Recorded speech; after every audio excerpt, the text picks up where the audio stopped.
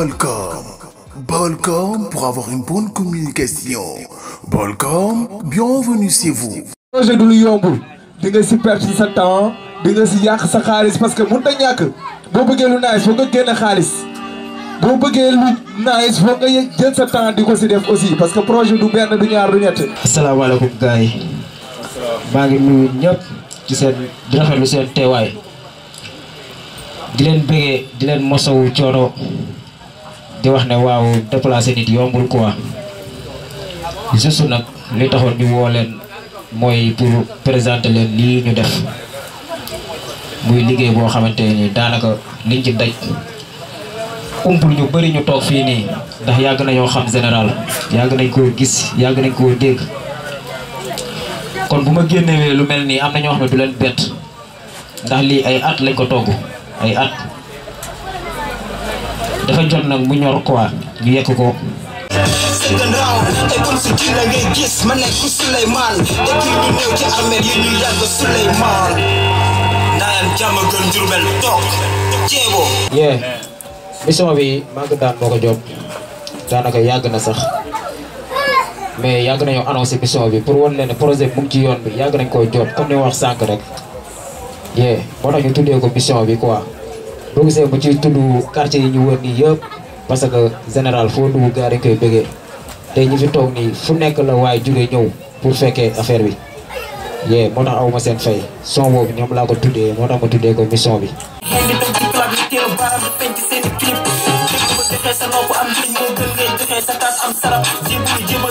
boobu mooy du jafe quoi boobu du jafe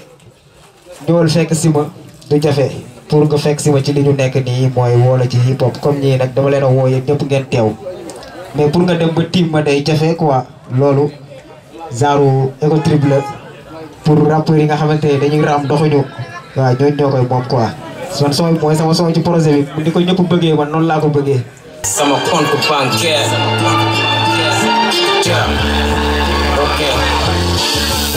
ma faga doon kër bëggatuma nëga bu ma faga doon kër ma xuloo bay xeex bu may def ba fekk samay compte bancaire. bon compte bancaire boo ko déggee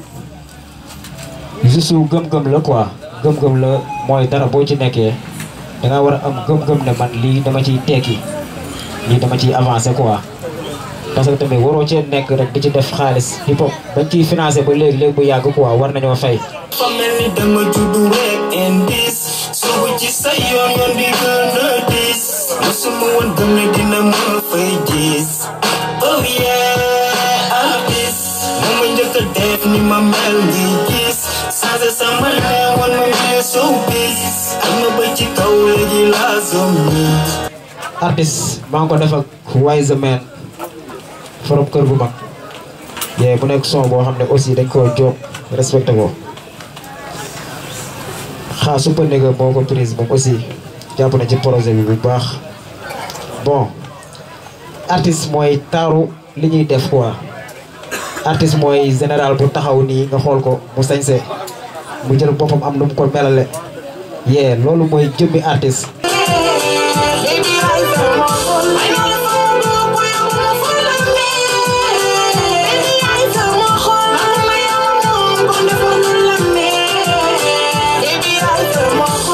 gis dem la bëgg loo ci xam nee ma waaw rek mu nekk jàmm am romb naa la sa buntu gàlle démb si ngoon ma xool la nga dugg sama xol yaa ma tooñ s'il te plaît def ma lu la neex du comme ni ko déggee quoi boo mbëggeel moo bëri ay dañ koy woowee rek booy ànd ak sa série yi du ne nga koy woowee quoi du ne nga koy wax pour neexal mbëggeel bi la rek bon mais pas def ma lu la neex comme sens propre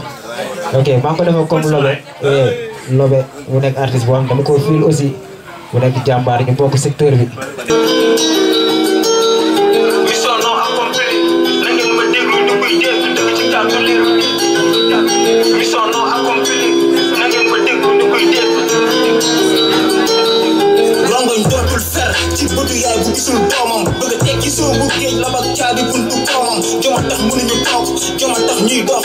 joma tax borom rabu safara dem soobu ndax dootuma gëstu gannaaw dootuma raam di jëm ci ñàkk barke baay bu ñaaw ñaanu yaay di dolli sax ñaata at ci yoonu école tardel ñu ci ay biit mission non accomplie nekkul mission bii quoi mooy ñi nga xam ne dañuy dugg ci loo xamante nii tôt ou tard dañ koy rëcc waaye ñi nga xam ne ci li ñuy dugg duñ bëgg mu dem wala boo ci nekkee da ngay dem ba nga xalaat ne man ci lii ma nekk nii du avancement quoi nga bëgg a dëppaat ñooñu la ñu tënkal dafa leen ko mission non accomplie mu nekk ay actualité yoo xamante nii boole na lu bëri ci actualité ci Sénégal ak ci monde entier bi daal li nga xam ne moom la gars yi di gis. réew dëkk naas rek ko sip dégg dee soppi naa ko muus ne leen ko sip yaa ma neex mooy fay talent dee na ne ko rip rapport tiktokeur yi dem ci kër yi fii coow du ci jarul di juutu joxe taat ak di coogulu di toggulu duma boy kenn baram bi fokkulu ngootu bind dem na ardo mbër du bàkkulu junjum di rëkk daaj ci rab bu dëgër jarul ras ay dëmm ay pig la quoi ay pig la éco trip la ma defoon ko sama gaan sama commune sama réel joo muy authentique yee son bi ñu defee woon ko ci màgg daan aussi ma koy remercier bu baax a baax may wax authentique aussi jàpp na ci son bi bu baax jox naa ko kii mu def ko yëfam xam nga def ci lépp lu mën pour taaral mission bi pour taaral GT bi mucc nañ ci ñoom asaraan bi ñu bëggoon féewalee salam bu frontière yi gis-gis bu sori mi Sonko changer système bi foog sos bi génn sunu gaal teranga seen surtout jëri jor la fa berceau de l'humanité suuf la njege naay Africa dootuma gis coup d'état joxante loxo dox jàmm tànk lu mu baax duñu baax fier pour monsieur Sankara solidarité africain la quoi soo bi ñu tuddee ko Africa defoon ko featuring ak Ernest Bewlo bu dëkk bu Mauritanie ñu ngi koy pégee bu baax a baax moom moo déplacé woon ba fii xam nga pour découvrir moo tax musique fu ne la mën a yóbbu quoi fu ne ngay am ak ay xarit fu ne ngay am copain amul frontière quoi moo tax ñu xalaatoon def ko solidarité africain comme moom Mauritanien lañ ñun ay sénégalais lañ. ñoo tax bara bi yëpp naa soobu lu ñu bàcc la may doy soobu guddi.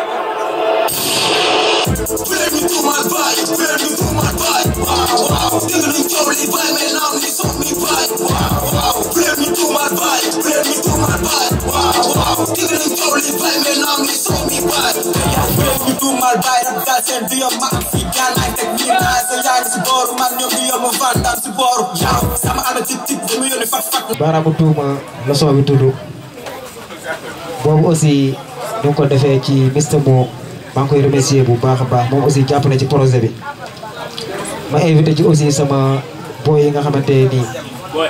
ay réel lañ dama leen yàgg fiil ñoom aussi ma yàgg leen a gis ci secteur bi ñu nekk boy yoo xam ne ku leen jàppale dañuy dem bu doon loo xam ne dafa manqué ci hip hop Diourbel mooy underground bi ci suuf amuñu kenn ku leen jàppale fallait que nga jéem ci xool yi nga xamante mën nga def ak ñoom featuring donte mënu ma leen jàppale sax mais lii rek laa ci mënoon. léegi du kase nga bëgg ma seede sa gàtt nga yàq sa mémoire jël sa kele ñu ko fi la ko leen la fekk ma sax jama général la joodu ragal pourtant moo waroon ci malo bi bañ ne du jéegi raay ku bañoo ñu dagal sa maam nga dugg di daawu de dóoro de dangay raay juma bi santatul weele kenn santam bëgg siiw ndax yaa ma tele dogal di xoole di woye di dégg nga classe bi forox di woye bi foog lu yàgg foog lu bees foog rapport bi taasu ne leen ne ko solu te ñëw ko ees dégg nga marché bi jaayagul album bi génn na mango la xaayagul yee doo nitu dara comme ni nga ko expliqué rek moo ñi affiché indo yi dawal kabo yi juste noonu nga ko mën a waxee quoi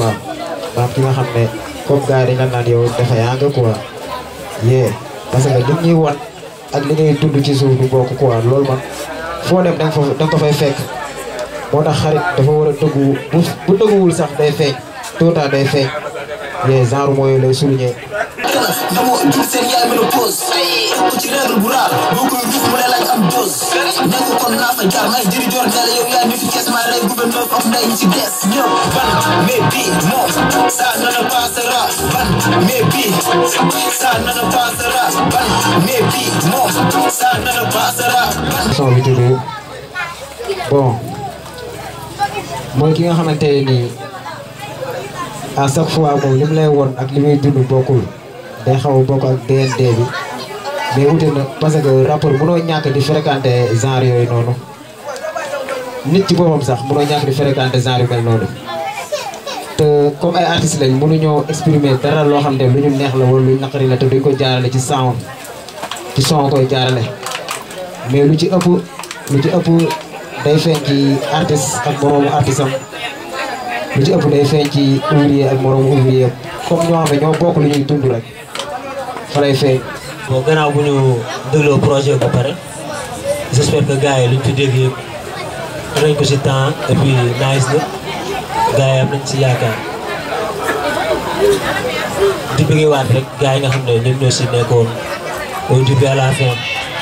parce que balaa ñu ne général Ndomba Squad la woon avant Ndomba Squad sax Gariba la woon samp label samp association samp team samp quartier tuddee ko Ndomba Squad waaw muy Gariba muy ñoom Skype ñoom Koromaak ñoom Maxu Ndombaas ñoo ngi koy jaajëfal moom tam si design bi lépp gënul Ndombaas lépp si kër gi la boobu mun naa ne général ñëwagul sax. bu ñëwee si projet bi mënoon a def sortie bi comme ni nga ko waxee centre culturel comme fi ko gars yi defee si biir ville bi mais ñëw na boo gox bi fii nii def ko fi def ko pour yéen xale yi mën a ñëw gis maire yi xam nga xale yi jigéen ñi am di jàmm yi ñëpp mën a ñëw fekkee ko donc loolu aussi à saluer bu ñu ñëwee si début général aussi lu bëri fi la ñu fekk si je peux pas dire que ne lépp la ñu fi la ñu fekk mais lu bëri fi la ñu fekk artiste la ba nga xam ne dafay yéeg step by step yaakamtuwu ci dara donc loolu moo waral tey moo dem liggéey lii liggéey na lu ëpp lii 12 titres yi ngeen dégg liggéey na lu ëpp loolu mais dañoo toog waxtaan jukki si li nga xam ne loolu la liggéey lépp indi 12 mais lim liggéey ëpp na loolu fuuf parce que c'est toute une vie en fait léegi nag liñ leen di ñaan mooy yéen ñëpp ngeen ñëw nga jël projet bi ngeen jënd ko ñun dañuy jënd album bi léegi jëndee ko ñun aussi album bu 10 000 francs incha allah rabi. ok merci beaucoup donc est-ce que moo njëkk a jënd album bi mais albumu Général Kamal jënde ko ñaata. 10 000 jënde ko 10 000 pour muy leer est-ce que moo njëkk a jënd projet bi jënde ko 10 000. di rafetlu affaire yi quoi di rafetlu initiative bi fekk xam nga Général teg projet tuddee ko jiite ça montre que ne mu ngi ci liggéey quoi comme ni ko kii waxee Dixa ni ko waxee sama gaañ mais projet bi nice na daal loolu laa man tam lu ma ci mën a waxal voilà di wax ne jaajëf sama gars yi nañ ñëpp dem jàpp ci affaire yi quoi parce que fii nii góor rek ay jàppale góor quoi parce que moom sonn na ci affaire yi quoi te boo xoolee maanaam sacrifié wu na ci li mu am ak lu mu amul yëpp. donc artiste dafa war a productif et que liñ seetlu ci Général Kamal mooy dafa constant Général Kamal bañ ko xamee ba léegi ñu gis ne mu ngi génne ay projet di génne ay son ñu gis que mu ngi évoluer comme ni ko Skype waxee bokk ci compétition bu ñuy wax Bawol Street Cypher jëloon fa 3 heures teewul mu bàyyi mu def Dakar compétition flow up tamit teewul mu ne teewul comme jugee naa ko aussi damay continuer génne sama projet donc frère ñu la ci remercier bu baax a baax mais man dama ci am ay son préféré dama ci am ñaari son yoo xamante ne mission non accomplie lyricalement bi koy bind ci ban move nga nekkoon quoi parce que man déglu ma son bi mais li ma déglu rek doyoon na mu nekk benn son boo xam ne vers yoo ci jël rek mën na nekk projet xaw ma bi koy bind fan nga nekkoon ak cuuraayu dëmm parce que lu tax cuuraayu dëmm nekk sama son préféré dama déglu gis technicité bi ci am ci seen diggante yow ak authentique mel ni da ngeen a yàgg a joob yëpp ñaar ah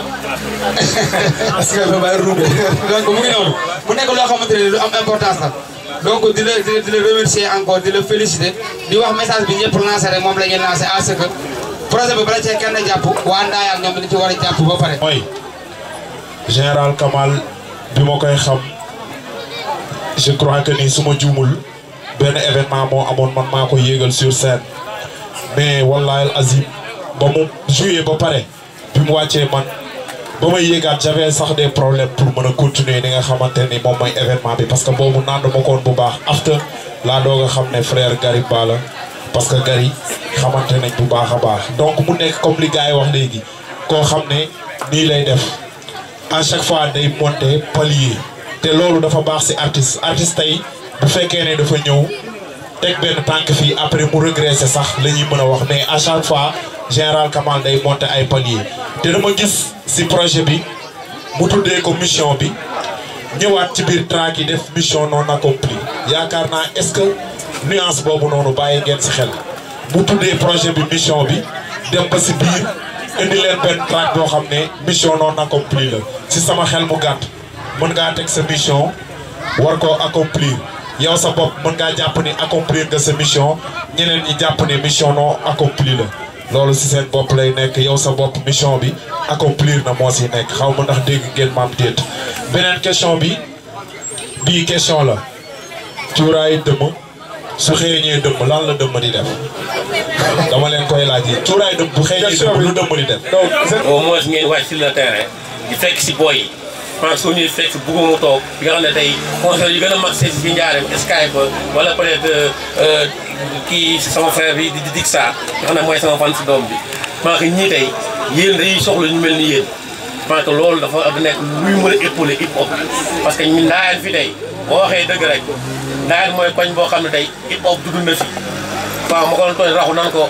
boo dikkee di def tuuru njaareem doo wax Ndayane te Ndayane ngay gis ay concert yu am concert ay groupe rap ay nooneem ay ndombaas ñëpp di ci teg ay concert maa ko loolu il est temps benn aussi rap bi fooy terminé mooy rap bi ñu def ko de manière politique parce que gis na Ndayane tamit vraiment am na as boo xam ne dafa xaw a sooxee te bàcc loolu dama la si ñaan que lii xew Ndayane que buñ ko ragal ñu koy raay ci texte yi parce que Ndayane tamit nekk na foo xam ne tey foo ne Ndayane tey ñu ngi ko jàpp seen génne ci comportement yi ci yenn merci ci yenn yoo xam ne dañ naan Ndayane ko ñu bandi la Ndayane ay toqot yàmbaafre Ndayane ay danko sàngaar loolu du yoon tegul fenn ndax ñun gënuñu ñu fi ñu jàngee fa lañ jàngee loolu bàcc à travers le cri du cœur la ci seen i texte yi fexe ba relater loolu au moins ñu sensibiliser boy yi loolu mu mën fi jeex parce que pour ne pas may long loolu laa woon ko wax vraiment di jaajëfal ñëpp quoi. kër ga dóor waar pare daa dem. xam ñeneen man tamit après mais dañu am kóolare dañuy déggante ma ak ñoom téléphone. Bolcom pour avoir une bonne communication. Bolcom, bienvenue chez vous.